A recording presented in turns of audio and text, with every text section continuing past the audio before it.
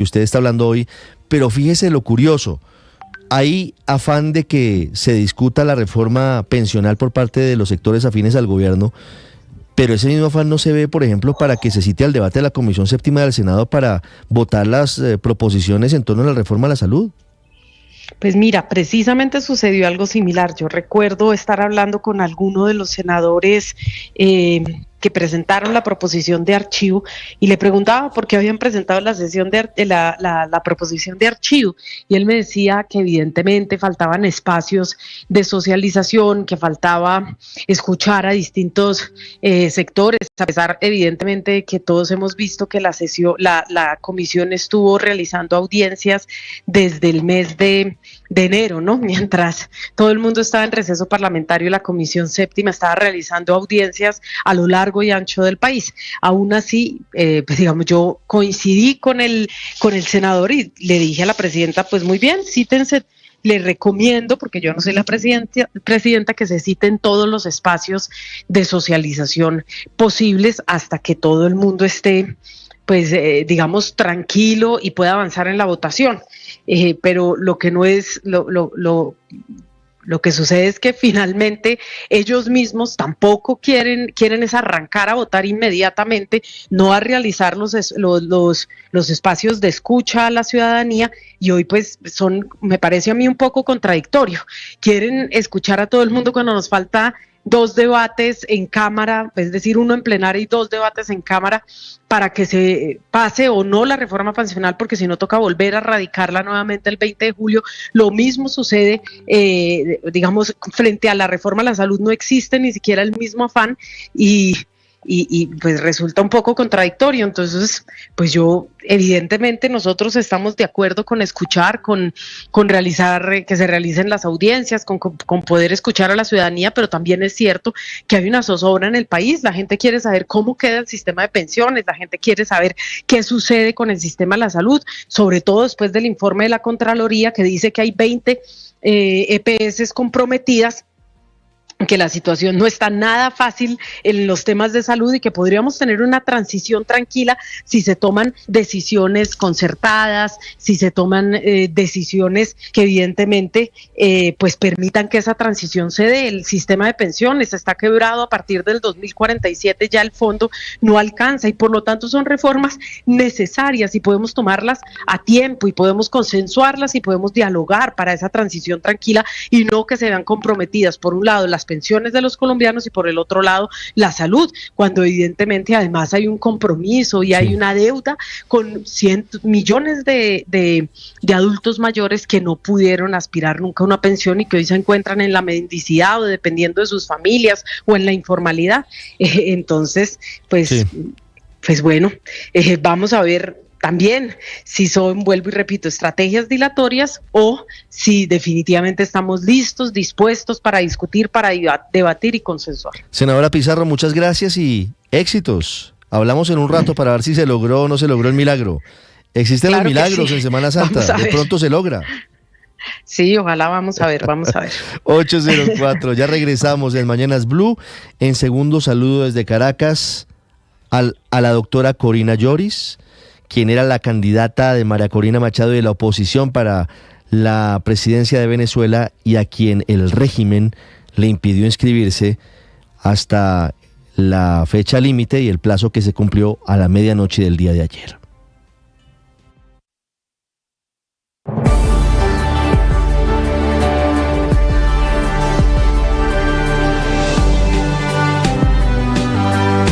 Atención, hay una noticia urgente. Señoras y señores. Tendencia a nivel global. Bienvenida, mil gracias por estar con nosotros hoy aquí en Blue Radio. Usted enfermo por el fútbol y los compañeros de seminario en retiros. Rezando rosario y yo.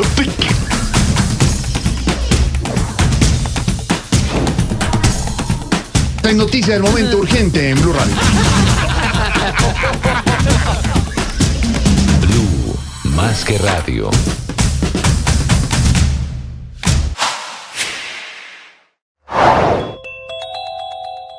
El fenómeno del Niño en Colombia está afectando el nivel de los embalses, tanto así que el agua ya llegó a niveles históricos en varias zonas del país, incluyendo Bogotá. La empresa en Cali espera que llueva en los próximos días en la capital del Valle del Cauca. De lo contrario, la ciudad posiblemente entraría en una etapa de racionamiento de energía.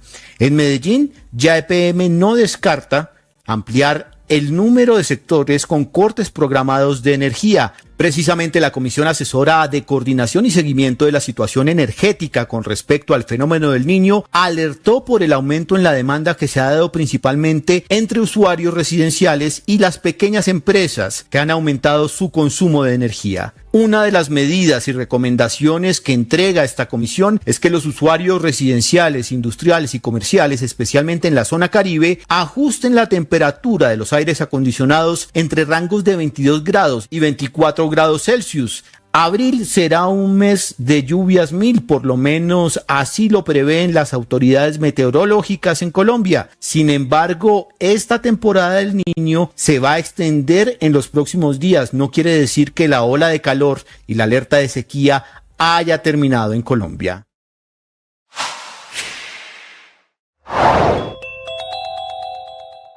Hay una decisión judicial que favorece temporalmente a Julian Assange.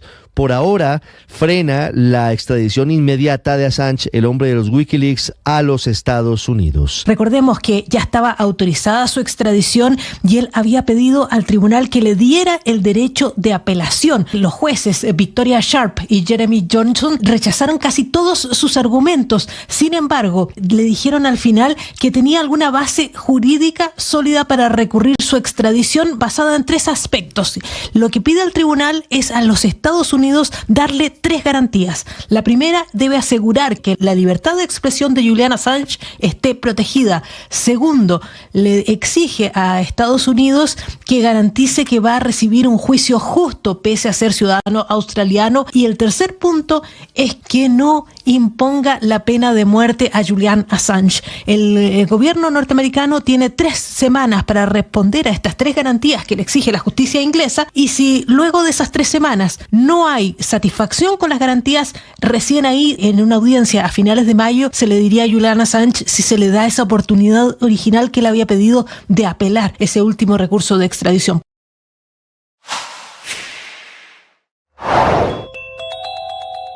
La nueva fiscal, Luz Adriana Camargo, llega a tomar las riendas del ente investigador en un momento en el que el prestigio y la credibilidad de la fiscalía están siendo puestas a prueba. La fiscal fue posesionada en el Palacio de Nariño el pasado viernes 22 de marzo en un acto encabezado por el propio presidente de la República, que fue el que puso su nombre, el nombre de Luz Adriana Camargo, en la terna para ser escogida como la próxima fiscal del país. Dentro de los casos más importantes que recibe la fiscal Camargo en su despacho están los del expresidente Álvaro Uribe, el de la campaña del presidente Gustavo Petro por su financiación e inclusive la investigación precisamente a su hijo Nicolás. La fiscal llamó estos casos mediáticos. Corina Lloris es el nombre de la académica que desde el pasado fin de semana empezó a moverse con mucha intensidad por parte de la dirigencia política opositora en Venezuela, tras haber sido designada por esa mesa de unidad democrática como la aspirante a la presidencia para enfrentar a Nicolás Maduro el próximo 28 de julio. Lamentablemente, y en medio de lo que significa una más de las situaciones de atropello por parte del régimen de Nicolás Maduro, no le permitieron la inscripción a través de mentiras que empezaron a difundir en redes sociales, y luego simplemente porque no quisieron, porque no entregaron los permisos para que se hiciera la inscripción virtual de Corina Lloris, a quien María Corina Machado le había levantado el brazo el pasado viernes en la capital venezolana. Doña Corina Lloris nos atiende a esta hora. Señora Lloris, buenos días, gracias por estar con nosotros en Blue Radio para Colombia. Buenos días, muchísimas gracias por la entrevista. Yo había dicho que no iba a responder nada, pero ante la insistencia respondí la llamada. Estoy siendo muy sincera. Muchas gracias por atendernos. Porque el impacto todavía dura en el ánimo. Muchas gracias por atendernos, doña Corina. ¿Qué fue lo que pasó con su caso? ¿Por qué no le permitieron la inscripción? ¿Tuvieron algún tipo de explicación por parte del Consejo Nacional Electoral de Venezuela? No, ellos jamás han dado ningún tipo de explicación. El problema era absolutamente técnico, aparentemente técnico, que no se podía acceder con las tarjetas, y lo que se decía era que no nos daban los códigos, no nos daban la entrada para que se pudiera efectuar la inscripción. Sin embargo, a última hora, a la misma tarjeta que le habían estado negando el acceso durante todos los días, la misma tarjeta, a través de ella se logró inscribir al señor Rosales. Prácticamente estaba ya al final del día del plazo. Nosotros habíamos solicitado por escrito una prórroga para que se pudiera hacer el trámite técnico, y nunca nos fue respondido. Nosotros no logramos en ningún momento tener una comunicación con el organismo rector de las elecciones, y esto creo que queda palmariamente demostrado, pues que ahí hay lo que el Evangelio de hoy habla, que es la traición de Judas. Y permítanme hacer la analogía. Nosotros Semana Santa, además. Sí, además de Semana Santa. Yo hace pocos minutos estuve hablando con María Corina, y quiero decir algo que puede sonar repetitivo, pero lo quiero decir sobre todo en este momento. Cuando María Corina me pidió que aceptara la delegación, es porque nosotros una de las estrategias nuestras era tratar de conseguir que a ella se le habilitara y después hacer la sustitución. Es decir, me entregó el testigo y ver si yo podía devolverle a ella el testigo, y si no se lo podía devolver, seguir yo con el testigo en la mano.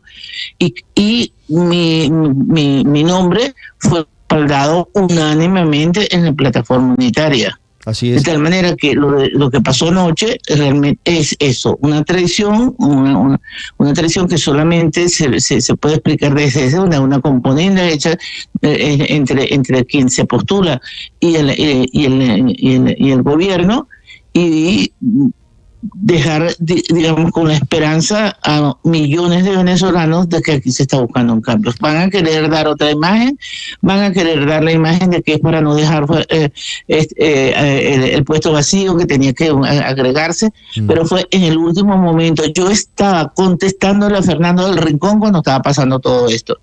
De manera que yo creo que ustedes anímicamente pueden imaginarse cómo estoy yo. No, por y cómo supuesto. está María Corina, y cómo están varios de los integrantes, por no decir la casi totalidad de los integrantes de la plataforma. Sobre eso quiero preguntarle. Usted nos cuenta que hace minutos habló con María Corina Machado. ¿Qué le dijo?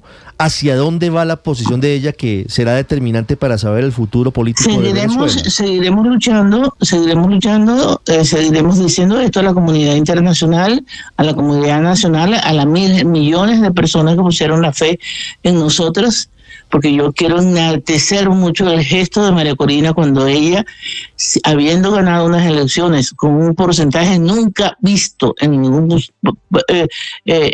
proceso electoral del 92.3% de los electores en las elecciones primarias, y que ella haya tenido ese desprendimiento en decirme a mí que fuese yo su delegada.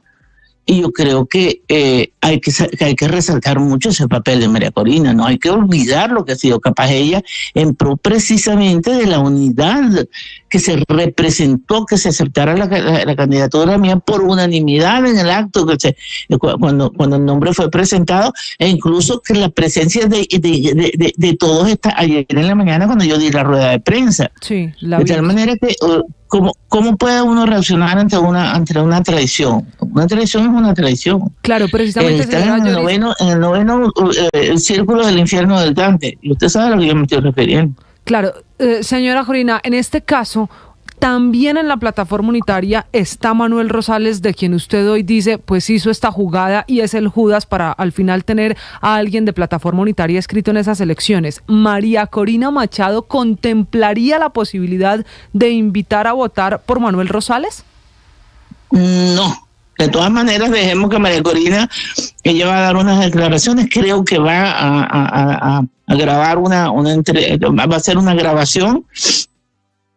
No se lo sé decir exactamente, porque en el momento que yo estaba hablando con ella me estaban entrando las llamadas y tomé la decisión, como bien saben ustedes, de contestarle.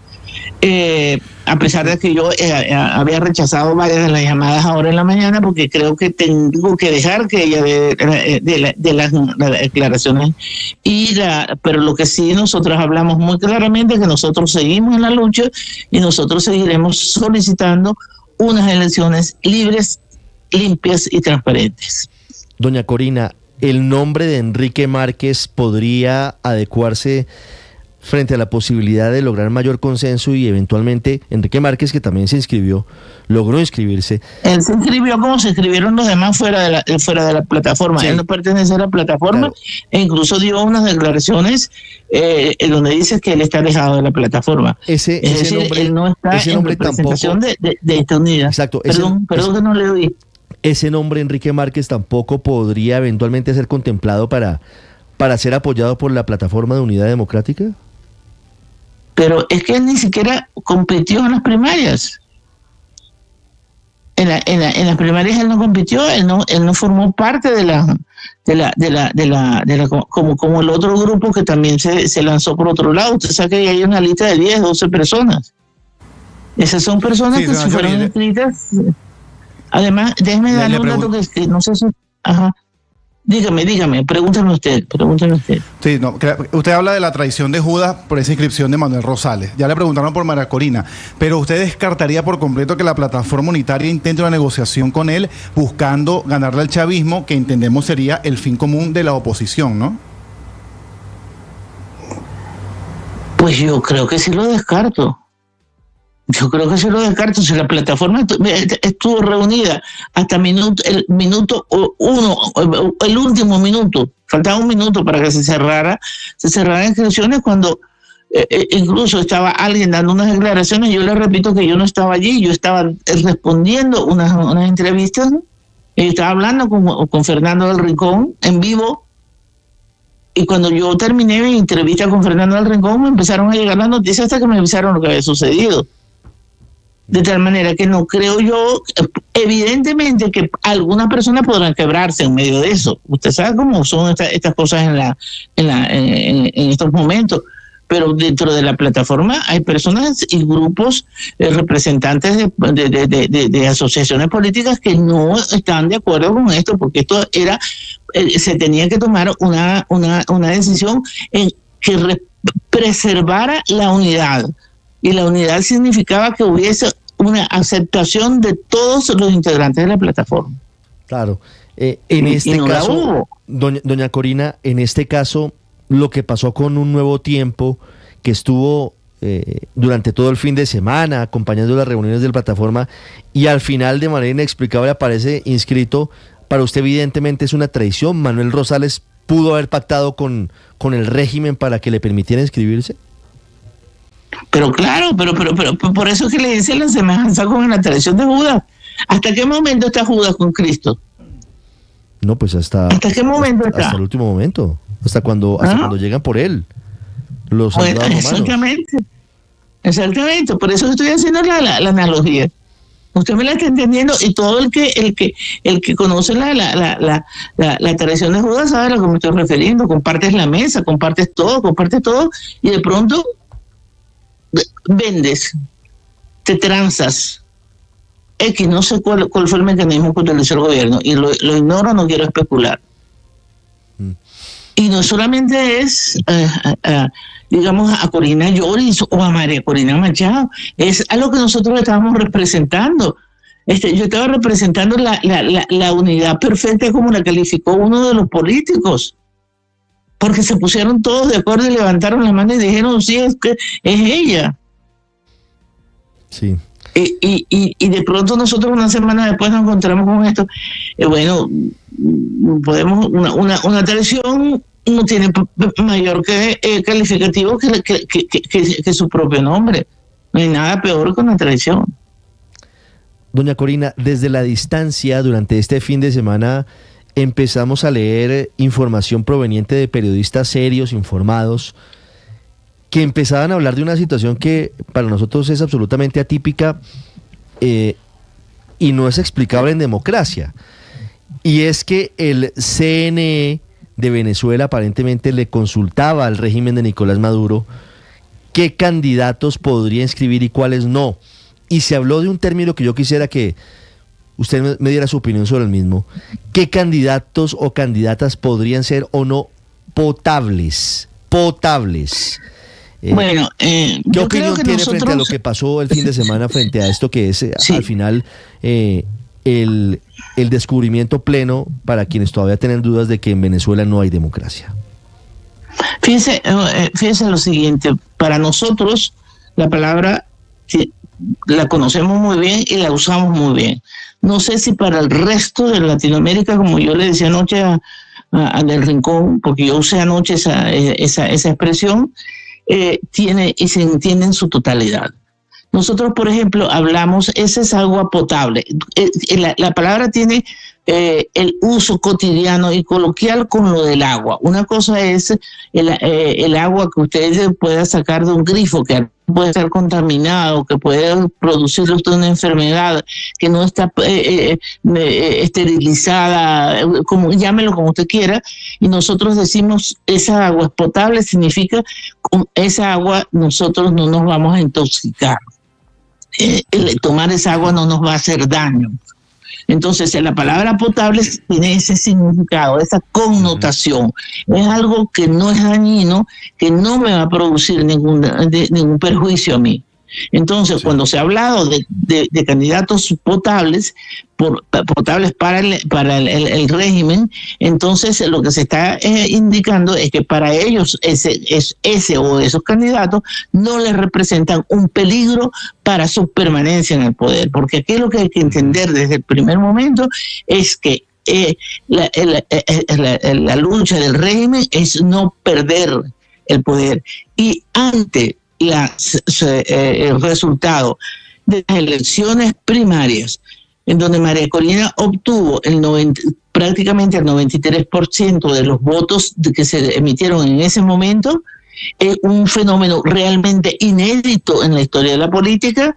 Es saber que al ir a elecciones libres, transparentes, tenía completamente perdidas esas elecciones. De ahí vino esa inhabilitación ilegal e inconstitucional y el acto de María Corina al que le ha engrandecido políticamente y personalmente de delegar en otra persona, que en este caso fui yo, dando muestras de la gran confianza que tenía en lo que yo podía representar para el país, y que haya habido la aceptación y el entusiasmo con mi candidatura, y en donde yo he seguido insistiendo, aquí la líder es María Corina. Y el béisbol, para nosotros, nuestro país es un país muy beisbolero. Yo siempre he dicho, bueno, sí, la candidatura delegada, pero he también utilizado la expresión la bateadora designada o la bateadora emergente. Sí. Y en eso el que sabe béisbol sabe lo que estamos diciendo. Y recibir de pronto semejante baño de agua fría un minuto antes de que se cerrara el proceso no puede ser calificado de otra forma que es una traición. Eso no es llenar un puesto para evitar que no se hubiese representación, porque eso no fue acordado en el seno de la plataforma. Es que lo que quiero que se entienda, que no fue un acuerdo de la plataforma, porque si a mí me llega la noticia y me dicen que la plataforma votó como votó por mí unánimemente, digo, bueno, entonces es una estrategia establecida en la plataforma. Pero es que no, señores, que eso agarró por sorpresa a todos los que estaban sentados allí. Perdone que creo que levanté un poco la voz, porque es que me tengo un poquito de molestia, ¿no? No se preocupe. Corina, una pregunta final. ¿Qué opinión le merece a usted el silencio del gobierno colombiano? Sí. Que no oí lo último que me dijo. El silencio del gobierno colombiano fue lo que me dijo. Sí. ¿Qué opinión le merece el estruendoso silencio del gobierno colombiano? Mire, hay silencios como el de Tomás Moro, que son una protesta, y hay silencios que son cómplices. Yo creo que hay algunos silencios en América Latina que son cómplices. Entre ellos, ¿el de Colombia podría ser un silencio cómplice con Nicolás Maduro? Parecería. porque los signos son clarísimos. ¿Quién puede creer un proceso electoral limpio ante lo que ha sucedido? Hasta el último momento se intentó. Anoche decía alguien en las redes, métanse en la cuenta de fulano, de Delsa, de todos los intentos que se han hecho para introducir las tarjetas. La tarjeta con la que se logra inscribir a Rosales, y no la dejaban pasar. Y de pronto, en el último momento, dejan pasar la tarjeta con el nombre de él y no con el nombre mío. Bueno, yo creo que la cosa queda muy clara, porque es que no fue la plataforma que tomó esa decisión. Y yo le repito, si la plataforma toma la decisión, entonces quiere decir que es una estrategia de la plataforma, que yo no estaba presente en ese momento, porque estaba respondiendo entrevistas en vivo, y yo no estaba allí en ese momento, pero yo hubiese respetado la decisión, porque era una decisión, digamos, de unánimemente, pero es que no fue así. Doña Corina, ¿usted ve dentro del escenario político alguna posibilidad de que Manuel Rosales le gane a Nicolás Maduro, así no tenga el apoyo directo de la plataforma de unidad de los opositores? Es decir, en medio del hastío, en medio de lo que dicen las encuestas, todas las encuestas indican que hoy Nicolás Maduro no tendría más allá del 20% de los votos. En ese escenario, ¿usted creería que Rosales podría ser presidente? Una pregunta que es muy feo argumentativamente. ¿Usted cree que los millones de personas respaldando lo que ha significado las dos Corinas se le van a transferir a Rosales? Pues, digamos, Rosales ha sido muy cuestionado por muchas cosas, ¿no? Siempre se ha cuestionado, incluso con denuncias sobre presuntos casos de corrupción cuando se fue a vivir a Perú, y lo que usted está hablando ahora. Pero lo digo más allá de esto, doña Corina, frente al hastío de los venezolanos. Por supuesto que ustedes, María Corina Machado y usted, las Corinas, tienen una masa crítica de votantes muy importante. Pero ya en el plano de la dolorosa realpolitik venezolana, cuando la gente se enfrenta al tarjetón y ve Nicolás Maduro, o ve Manuel Rosales, o ve Enrique Márquez, ¿usted no ve la posibilidad, y se lo pregunto, quiero escuchar su opinión, de que viendo el desastre del régimen, la gente se decante y se anime a votar por Rosales en lugar de votar por Maduro? No, hay 13 candidatos y se van a decantar por otros candidatos. Pues y en esa división de votos se pierde esa masa, bueno, y vuelve a ganar Maduro. Sí, ese es otro punto que es importante. Desde Venezuela, desde Caracas, doña Corina Lloris, una de las líderes políticas de las últimas horas, de los últimos días, una mujer con un amplio, larguísimo bagaje académico, una mujer muy respetada y respetable en Venezuela, que había tenido el visto bueno de toda la oposición para ser la candidata en reemplazo de María Corina Machado, a quien no permitieron inscribir, y a ella tampoco le permitieron su inscripción. El régimen de Nicolás Maduro. 8:29. Señora Lloris, ha sido un gusto hablar con ustedes de Venezuela. Muchas gracias. Gracias a ustedes. Muchísimas gracias. Ya regresamos en Mañanas Blue. Estás escuchando Blue Radio.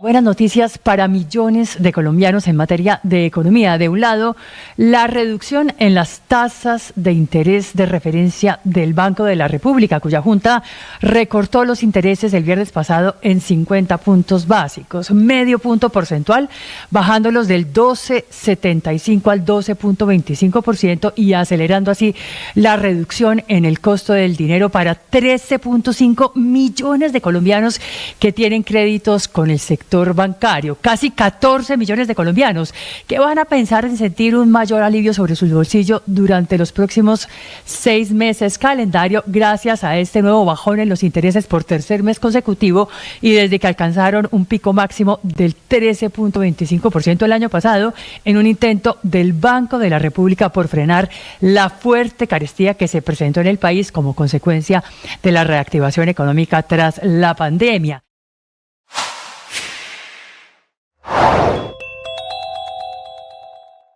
El misterio por la muerte de 5 niños, hermanitos todos de entre 3 y 15 años de edad, de la etnia Yukpa. Ocurrió en el municipio.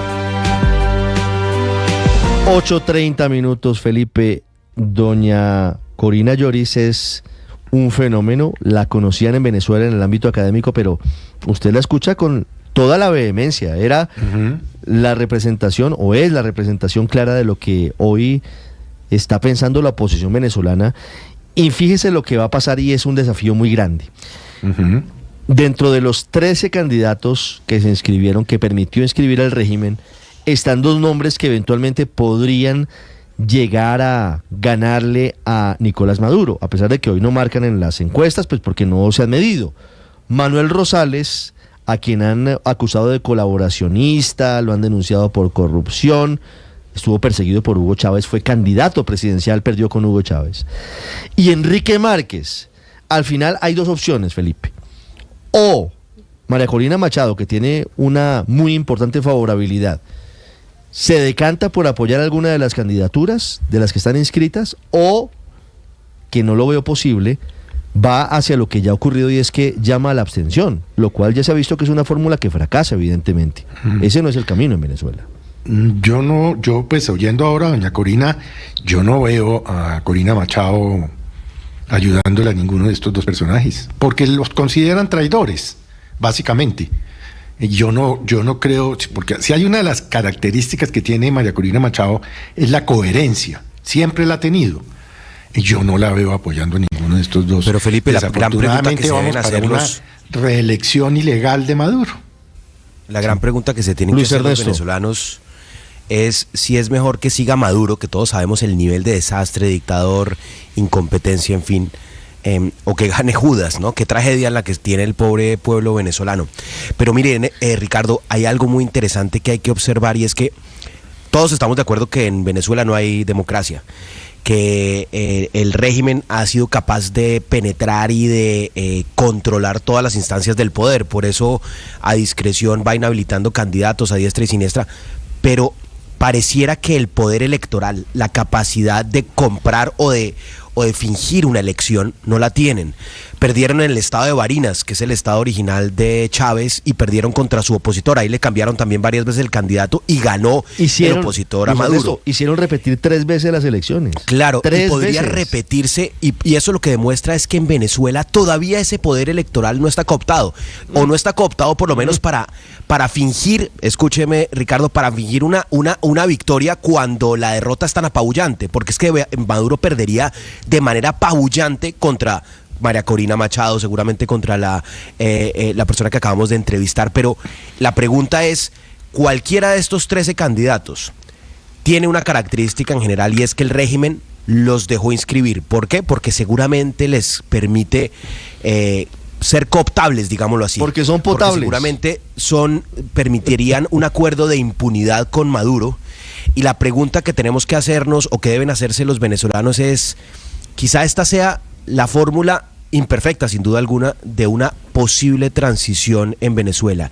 Y es que, ¿qué tipo de régimen de transición, no democrático, porque hay que decirlo, y si llega alguien que fue inscrito de manera irregular, en fin, y que no permitiera que los contendores, no hay democracia? Pero si no es Maduro, pero alguien que le garantice impunidad a Maduro para que se aleje del poder, ¿puede ese ser un camino hacia la transición democrática? No lo sabemos, pero sin duda alguna yo sé que es mejor cualquiera de esos 13 candidatos que Maduro. Pues yo lo que quisiera decir son 3 cosas. La primera, quedé gratamente sorprendida con las declaraciones y con la entrevista que nos concedió doña Corina. Muy transparente, muy articulada, muy lúcida, pero al mismo tiempo muy prudente. ¿Por qué? Porque fue clara, pero es una mujer muy serena. O sea, es un contraste para lo que vemos todos los días con Nicolás Maduro, y pues quedé muy, muy gratamente sorprendida con su entrevista. Lo segundo es, desafortunadamente, ese dilema que plantea Luis Ernesto, yo creo que hay que resolverlo en pro de la democracia.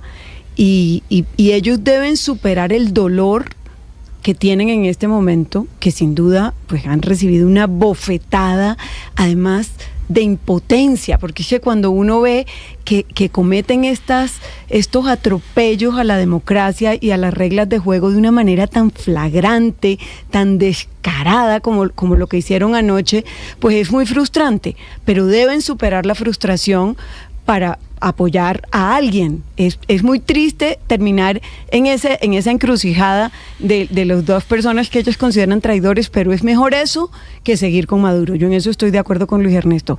Y por último, qué horror que el gobierno colombiano no diga absolutamente nada. Qué tristeza.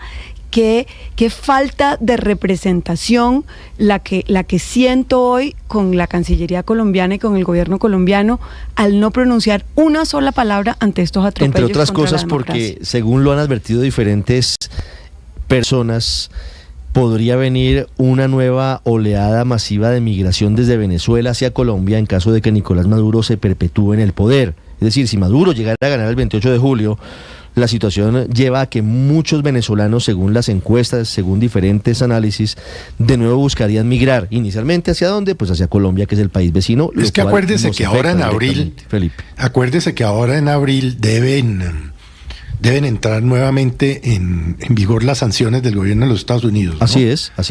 Es decir, lo que tiene que ver con PDVSA, con las contrataciones. Y eso cierra el chorro de nuevo. Después del conejo aprieta la de economía Alex Saab. Aprieta de nuevo muy duro la economía venezolana. Santiago, tengo una pregunta antes de escuchar a Andrés Mejía.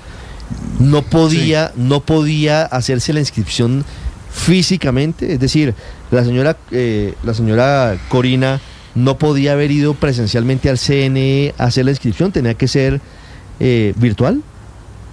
Sí, es que el proceso, Ricardo, primera vez que los partidos políticos autorizados, porque también se autoriza a partidos políticos, postulen a los candidatos. Esa postulación se hace vía online, le dan un ingreso, un user y un password al representante de ese partido, entra en el sistema del CNE y comienza todo el proceso de colocar el nombre de esta persona. Una vez el CNE lo admite de esa manera, es que el candidato previamente aceptado y postulado por el partido va al CNE de manera presencial y se inscribe entregando todos los recaudos correspondientes. Pero es que esa es la manera o el proceso instalado aquí para inscribirse ante el CNE. 8:38 minutos, Andrés. Oiga, muy difícil ese dilema, Ricardo. Yo escuchaba a Corina Lloris y yo pienso, bueno, el dilema en este momento que debe estar enfrentando la oposición venezolana es frente a un proceso electoral que en muchos aspectos parece ser administrado por uno de los contendores, que es el régimen. Es decir, el régimen selecciona los candidatos, selecciona fechas, selecciona mecanismos, todo, para asegurarse naturalmente de obtener la victoria. Entonces, ¿participar o no participar? No participar significaría entregarle, como usted anotaba ahora, como se ha hecho en el pasado, entregarle todo el poder de manera irrestricta al régimen, y eso ha salido mal. Y ya ha pasado. Ya ha pasado y salió muy mal. Ya lo han hecho y ha salido muy mal. Cuando se abstuvieron de las elecciones para la asamblea, y pues lo que pasó fue que la asamblea quedó 100% controlada por el chavismo, y la asamblea hizo lo que quiso durante varios años. Pero por otro lado, Ricardo, es que miren que el riesgo es muy alto, porque si deciden presentarse y deciden competir, así sea con Manuel Rosales, que por muchas razones que hemos escuchado acá no es la opción más, qué sé yo, más admirable, pero puede ser la opción más pragmática. Pero si deciden presentarse y gana Maduro, el régimen queda legitimado. Y de ahí en adelante va a decir, pero ¿qué más quieren? ¿Qué más quieren? Les dimos elecciones, tuvieron elecciones, participaron sus candidatos, etcétera. El camino hacia la legitimación del régimen queda por lo menos un poquito abierto. Entonces el dilema, yo no sé, casi que no tengo nada que decir, Ricardo. Yo solo espero que se tome la mejor decisión para la democracia venezolana, y también me parece repudiable la posición de Colombia, que no solamente no dice nada sobre esto, sino que no dice nada sobre cuál es la agenda de Colombia con Venezuela, ¿no? O sea, el presidente Petro ha ido a visitar a Nicolás Maduro muchísimas veces y nunca hemos sabido exactamente cuál es la agenda que se toca Colombia, en esas visitas. Es el nuevo mejor amigo del presidente Petro, Nicolás Maduro. Es que Colombia se quedó sin agenda por una cosa muy sencilla. Petro era el mensajero de Estados Unidos para tratar de conciliar con Maduro. Era el que estaba haciendo el oficio, era, como dijo Benedetti en un momento dado, era el canciller de Estados Unidos con Venezuela. Y eso le salió pésimo. Y le salió pésimo porque Maduro le hizo un conejazo a Estados Unidos, que era un conejazo que hacía mucho tiempo yo no había visto que se lo hicieran a Estados Unidos. Entonces Petro se quedó como sin libreto en el reparto, porque se suponía que, ya usted recuerda, después de todo eso y después del conejazo, aquí vino Blinken y vino algunos delegados del Departamento de Estado, tal vez Blinken no, Juan González creo, y otros, a hablar con Petro a ver qué se puede hacer, pero Petro se quedó sin papel en el drama, porque usted es el correveidile de Estados Unidos con Maduro, y resulta que Maduro le puso conejo a Estados Unidos y Petro se quedó sin libreto. Eso es lo que ha pasado realmente. Maduro le hizo un conejazo a Estados Unidos y a Petro también se lo hizo, porque se suponía que Petro era el hombre de los buenos oficios y al final fracasó en esos buenos oficios. Benedetti lo había catalogado, como ya lo dije, y Maduro se va a echar esas elecciones al bolsillo, de eso no tenga la menor duda, eso délo por contado. 8:40 minutos. Ricardo, la encrucijada. Daniel. La encrucijada en la que está la oposición venezolana, como lo señala Andrés, es bien difícil de resolver. Ahora lo que resta, yo creo que no resta mirar cuál va a ser la posición del gobierno colombiano. El gobierno de Gustavo Petro va a apoyar cualquier decisión que tome el gobierno de Nicolás Maduro, incluso si es restringir, digamos, la posibilidad de participar en las elecciones de la oposición. Pero lo que queda por resolverse, lo que realmente falta por resolverse es cuál va a ser la posición de Estados Unidos, si van a volver las sanciones al gobierno venezolano, a las empresas estatales venezolanas, y van a apretarlo, porque ya 7 países latinoamericanos alzaron su voz de rechazo. Colombia desafortunadamente no se unió, pero eso no sorprende. Falta es mirar cuál va a ser la reacción de Estados Unidos, y uno esperaría en año electoral que esa reacción fuera una reacción fuerte por parte de un gobierno demócrata, porque si no va a quedar como un gobierno que avala acciones que restringen las posibilidades democráticas para la oposición, y eso pues sería un suicidio para el gobierno Biden y para el Partido Demócrata en Estados Unidos. 8:42 minutos. ¿Quién sabe? Paola. Ahí se mezclan muchos intereses, porque acuérdense que Chevron está muy jugada, digamos, con el petróleo venezolano, y esas refinerías que tiene Chevron en Estados Unidos cargan ese crudo pesado venezolano. Pero bueno, más allá de eso, me quedo pensando que el presidente Petro tal vez sufre, Ricardo, de un problema de hipermetropía, que logra ver muy bien lo que está lejos, por ejemplo, el conflicto en Gaza, y hoy invita a los países a romper relaciones diplomáticas con Israel si no hay cese al fuego, pero sin embargo y al mismo tiempo no logra ver lo que tiene cerquita. Digo, es que al vecino lo que está pasando con quien comparte 2.200 kilómetros de frontera, exacto, ahí sí, silencio absoluto, silencio cómplice, ¿no? Y como dicen por ahí, el que calla otorga. Luego yo creo que lo que le necesita el presidente es que se compre unas gafas Transition, es que se llaman hoy en día, que usted le permiten ver de lejos y de cerca, a ver si con el mismo rasero con el que se pronuncia sobre lo que pasa en Gaza, pues lo hace también frente a lo que está pasando hoy en Venezuela. Atronador silencio de Colombia, silencio Ricardo, cómplice, dijo aquí doña Corina Lloris. Silencio cómplice y muy distinto a la queja que hizo el presidente trasnochando en Guatemala para defender la democracia, y tan apabullante es el silencio frente a la situación que se presenta en Venezuela, que es básicamente el robo de la inscripción de la verdadera candidatura de oposición. Pero mire, Ricardo, la pregunta es, ¿qué debe hacer la oposición venezolana? Yo no tengo duda que con dolor, por supuesto, porque les acaban de robar la elección a María Corina, a su designada, pero con razonabilidad política, lo que tienen que hacer es escoger a cualquiera de los 13 candidatos y rodearlo. Con ese pragmatismo lo que van a hacer, y lo saben, es garantizar la impunidad de Maduro para que se retire del poder, seguramente robándose una plata y seguramente no pagando por todos sus crímenes. Pero la pregunta es, ¿ese es el precio que hay que pagar para deshacerse del dictador Maduro? Y si ese es el precio, de pronto no es un mal precio. Todos le han prometido impunidad, todos le han prometido una negociación. Claro. Es que ninguno le ha dicho que lo va a capturar. No, están todos, desde María Corina Machado para abajo, todos han dicho, aquí la transición debe ser tranquila, no es tierra arrasada, digamos, eso estaba más o menos claro, por eso es que es aún más llamativa esta posición del régimen de Nicolás Maduro de las últimas horas. Pues no, pues es que a mí pues no me llama la atención, como ustedes lo comentaban incluso temprano, Ricardo, pues claramente Maduro se quiere quedar y va a hacer todo para quedarse siempre, eso no es ningún descubrimiento y no va a facilitar nada para poder hacer un proceso electoral realmente confiable, pues porque claramente perdería, eso también está suficientemente claro, y es la pregunta de siempre, porque ustedes han sido pues críticos, por ejemplo, con el gobierno del presidente Biden, que pues aparentemente fue un gran incauto al que Maduro engañó, pero la pregunta es cómo comportarse frente a un tirano de esta naturaleza, andarle gruñendo, insultándolo y buscando todo tipo de adjetivos, o tratando de encontrar una fórmula diplomática, aún si en el ejercicio uno se equivoca, como evidentemente se equivocó el gobierno de los Estados Unidos en este caso? Esa es la pregunta, porque oigo también todos, pues, el silencio cómplice de Petro, que debería estar insultándolo en Twitter y tal. Yo no sé si eso sea útil, eso es útil para la galería, pero en términos internacionales, como está demostrado, por ejemplo, en Gaza, para mencionar semejante conflicto, pues lo que hay siempre es que buscar los caminos diplomáticos para tratar de encontrar un acuerdo. Así uno se caiga 10 veces en el camino, se levanta y lo sigue buscando, porque esa es la única salida verdadera. Pero es que no decir nada es de alguna manera decir que eso es lo que le gusta, y que le gustaría de pronto seguir ese camino también. Pero además, en el contexto de que el presidente Petro dijo desde San Vicente y las Granadinas hace ya 3 semanas que el sistema electoral venezolano es mejor que el colombiano. Con este contexto, pues habría que mirar qué opinión tiene hoy el presidente Petro sobre lo que está pasando en Venezuela, y por eso el silencio sí es atronador. 8:46, ya regresamos en Mañanas Blue. Estás escuchando Blue Radio. Para ser feliz necesitamos amarnos.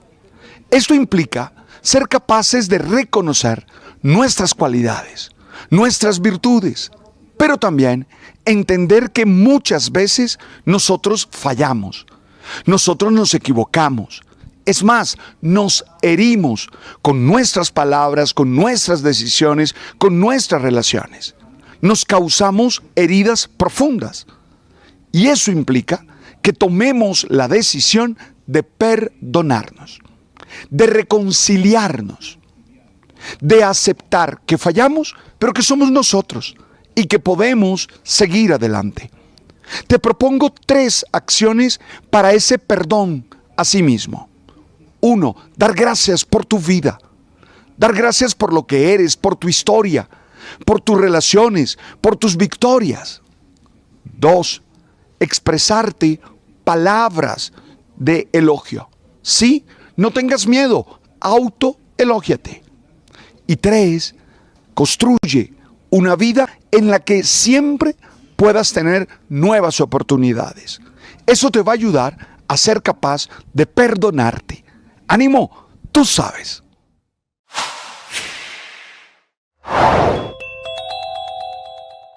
Sigue la polémica por la vaca de $1 millón en Antioquia, un acto simbólico en principio que lo que pretende es pedirle y demostrar al gobierno del presidente Gustavo Petro que los recursos y las intenciones están para concluir las obras que el presidente Petro dijo que en principio no tendrían los recursos inmediatos. De la mañana en Venezuela habrá en segundos rueda de prensa de María Corina Machado, habrá declaración del Consejo Nacional Electoral y hay comunicado a esta hora de Manuel Rosales.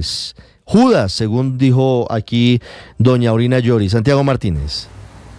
Sí, Ricardo, Manuel Rosales, de su partido Un Nuevo Tiempo, dice el comunicado, te lo leo textual: con absoluta responsabilidad ante el país que reclama un cambio, decidimos inscribir al gobernador de Zulia, Manuel Rosales, como candidato presidencial para la elección del 28 de julio. Dicen que siempre han estado firmes con la plataforma unitaria, acompañando cada uno de los procesos, incluso el de las primarias, que llevó a la victoria de María Corina Machado. Sin embargo, y aquí está lo más importante, Ricardo, y te leo textual nuevamente: por circunstancias aún no explicadas, las fuerzas opositoras se encaminaban a quedar fuera de la carrera electoral, y algo en lo que hemos sido claros y firmes es que la abstención no es opción. Es decir, el partido Un Nuevo Tiempo, el partido de Manuel Rosales, está pues revelando que en esos minutos finales, como nos contaba Corina Lloris, pues aparentemente la plataforma unitaria pues coqueteó o pensó o estuvo en el escenario no inscribir a nadie en la carrera presidencial, y por eso ellos inscriben a Manuel Rosales. Insisten ellos que como partido están comprometidos con la ruta electoral, aún en las peores condiciones, y tomaron una decisión valiente, histórica y responsable. Desde ese momento nos disponemos a reconciliar. Bueno, y dice, y también esto es importante, Ricardo, dice que están dispuestos a reconciliar con la alternativa democrática para salir lo más unidos posibles para recorrer las calles y los pueblos de Venezuela. Es decir, a pesar de que Corina Lloris nos dijo hace breves momentos que ella no cree ni que la plataforma ni María Corina vayan a apoyar a otro candidato, incluso a Manuel Rosales, desde Un Nuevo Tiempo, el partido de Manuel Rosales sí dejan la puerta abierta para reconciliar y que juntos pues puedan ir y derrotar a Nicolás Maduro. El resto del comunicado, pues hablando de Manuel Rosales, que siempre ha sido un hombre de diálogo, que en 2021 logró ganar la gobernación del Zulia uniendo a toda la oposición, que tiene una una hoja de servicio excelente como gerente público, él ha sido gobernador, alcalde, diputado, o sea, realmente tiene una carrera larga, carrera política, y que espera pues contar con el voto y el apoyo de toda la oposición. Pero lo importante hasta ahora es que ellos insisten que ante la posibilidad de que no hubiese ningún candidato en estos últimos minutos, anoche, antes de medianoche, pues por eso inscribieron a Manuel Rosales y dejan la puerta abierta de que haya una reconciliación, esa es la palabra que usan, con la plataforma unitaria. Ricardo.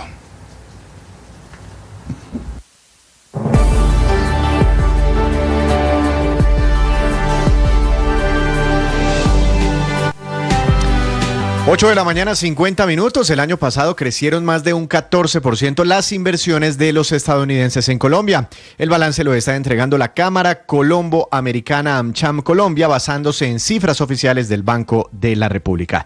En 2023, la inversión de Estados Unidos en Colombia alcanzó los 5.768 millones de dólares, mostrando un crecimiento del 14,3% frente a los flujos que se invirtieron durante el 2022. Para la Cámara, la inversión privada contribuye al crecimiento económico del país, genera empleo formal e ingresos para las familias, por lo que es importante devolver la confianza a los inversionistas con reglas claras para que se mantengan en el largo plazo. La inversión de Estados Unidos consolidó el 33% del capital que ingresó al país, reafirmándose como el máximo inversor histórico en Colombia. La inversión de las 650 empresas de Estados Unidos en Colombia genera alrededor de 130.000 empleos entre directos e indirectos en sectores de la minería, manufacturas, alimentos, servicios financieros, científicos y técnicos, seguros, comercio al por menor, químicos, información, comercio al por mayor, equipo de transporte, computadores y productos electrónicos y metales primarios y transformados.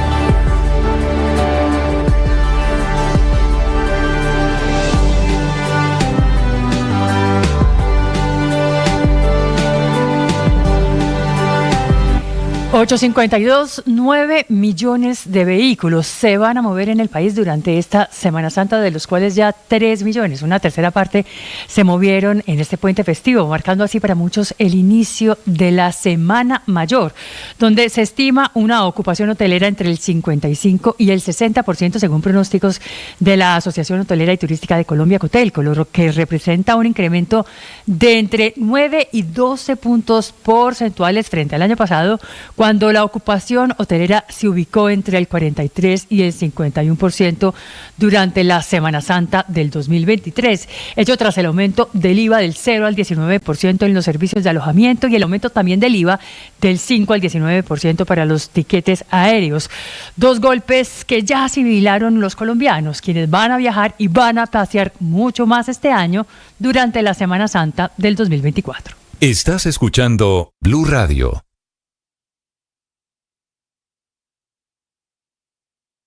En esta semana de reflexión te quiero contar algo que me pasó, y es que hace 10 años decidí divorciarme. Llevaba ya 8 años de casada, pero me sentía atrapada entre una relación donde me tocaba aguantar cosas que no me gustaban, no quería, no me hacían feliz, o divorciarme. Parecía que no había otra opción, pero estaba embarazada y tenía una hija de 3 años. ¿Qué iba a hacer con 2 bebés? Y descubrí un tercer camino, encontré una tercera opción, que fue convertirme en la mujer que siempre soñé, convertirme en esa esposa, no que mi esposo se merecía o quería, sino en la esposa que yo soñaba ser. Y trabajé tanto en mí, en mi carácter, en mi forma de ser, que no solamente me encontré a mí misma, sino que empecé a vivir la mejor versión de mi relación y de mi familia. Blue Radio, la alternativa. Felipe, no sé si pudo ver el video que se hizo viral en redes sociales el fin de semana del diputado a la Asamblea de Santander, Jesús Ariza, maltratando a la señora, ¿no? Sí, una cosa terrible, Felipe. Y hablando de consumo de coca y de drogas y una cosa realmente vergonzosa. Le hemos hecho seguimiento a la historia, Felipe, porque realmente es muy fuerte lo que pasó. Esto ya está en los estrados judiciales. En principio, lo que había dicho el diputado Jesús Ariza es que esto es de una relación anterior y que no tenía ninguna intención en renunciar, como se lo ha pedido incluso el gobernador de Santander, se lo ha pedido el alcalde de Bucaramanga. La noticia a esta hora es que finalmente, en medio de este escándalo terrible, inaceptable de maltrato a la mujer, renunció el diputado Jesús Ariza. Julián Mejía en Bucaramanga con la historia. sí, finalmente hace pocos minutos renunció al cargo en una carta de 2 páginas donde informa precisamente sobre su renuncia a la presidencia de la Asamblea y de su curul que obtuvo con 22.300 votos. Dice el diputado Jesús Ariza que se hace a un lado para dedicarse a la defensa de su buen nombre frente a las denuncias que según él son descontextualizadas. Y es que, Ricardo, ya había rumores la semana pasada de los problemas judiciales del diputado Jesús Ariza, del partido Cambio Radical, y además quien era presidente de la Asamblea acá en este departamento. Pero fue el viernes que se filtró un video en redes sociales donde se ve al político aparentemente borracho y confesando que consume sustancias alucinógenas, perico, dice él. Esto mientras insulta y agrede con groserías a quien en su momento era su pareja sentimental. Advierto, Ricardo, que las palabras son de grueso calibre. Escuchemos. Mire, malparida, ¿usted piensa que es que no escuché el carro que se fue? ¿Cuál carro? ¿Y usted en pijama? ¿Usted en pijama? ¿Qué es lo que le pasa? ¿Qué fue lo que se metió usted? ¿Usted que ni siquiera llegó en el carro? Perico, el que usted me vendió a mí. ¿Cuál? Yo soy un periquero. ¿Cuál perico? Pareja, hijo de puta. ¿Cuál perico? Sí, no me venga aquí a montar mundos. ¿Cuál perico le ha dado Nada, usted? que lo que le falta es voltearle la jeta, hijo de puta. ¿Cuál perico le ha dado yo a usted?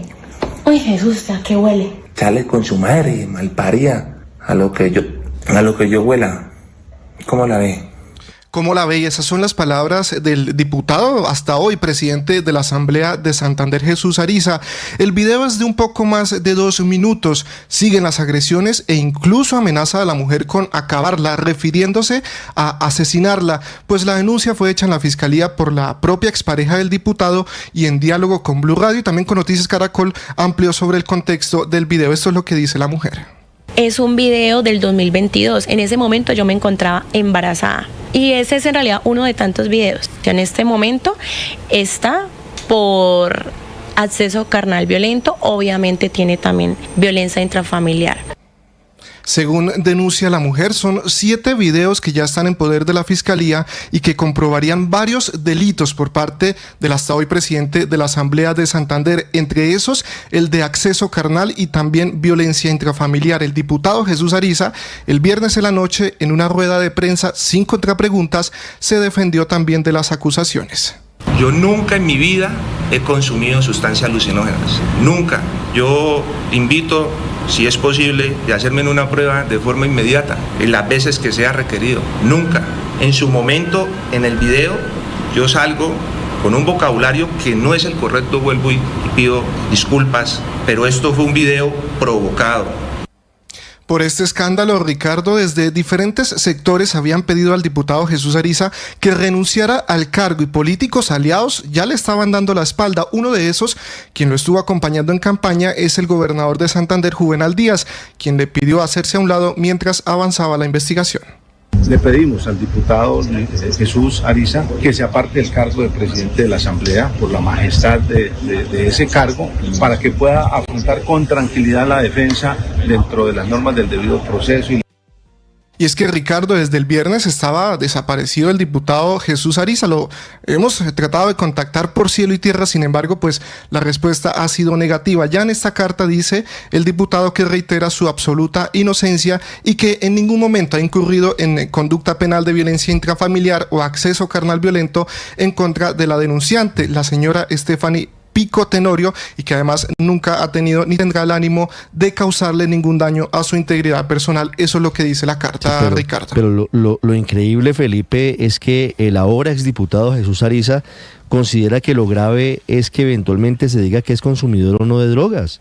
Lo grave es la serie de amenazas y el maltrato, la forma en la que trata a quien entonces era su pareja, quien dice que estaba en embarazo en ese momento. Además dice que es que eso fue en una relación pasada, en ninguna relación es admisible, pasada, presente, futuro, este tipo de agresiones contra la pareja. No, además porque en esos casos, Felipe, generalmente esa es la chispa inicial para que luego se presenten casos graves. Así arrancan los feminicidios. Así arrancan los feminicidios. Es grave, muy grave lo que pasa verbalmente, pero de las palabras solamente hay un paso muy cortico a los hechos. Y le voy a hablar de un caso, de otro feminicidio que ocurrió en las últimas horas en Medellín. Héctor, lo investigan a esta hora las autoridades. Sí, Ricardo, las llamas que salían de un apartamento ubicado en la calle 54 con la carrera 36A cerca al parque principal de barrio Boston en el centro de Medellín alertaron a los vecinos de Grecia Mayrelvis Perales, una mujer que pocos minutos después, tras sofocar las llamas y las primeras inspecciones al lugar tanto de vecinos como de las autoridades, fue encontrada sin vida en ese lugar. Según el reporte policial, el cuerpo de Perales, de 28 años de edad, fue encontrado debajo de su cama, por lo menos con 17 heridas de arma cortopunzante en diferentes zonas. El principal sospechoso de este crimen es su pareja sentimental, quien tras perpetrar el hecho huyó, y ahora las autoridades buscan no solo por haber atentado contra la vida de esta mujer venezolana, sino porque además habría intentado quemarla en el inmueble abriendo la llave del gas y prendiendo fuego para generar la conflagración.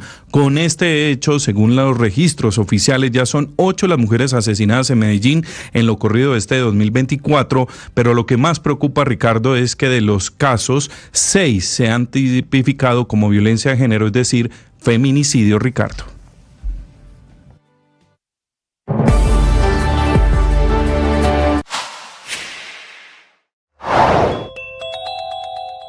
El fenómeno del Niño en Colombia está afectando el nivel de los embalses, tanto así que el agua ya llegó a niveles históricos en varias zonas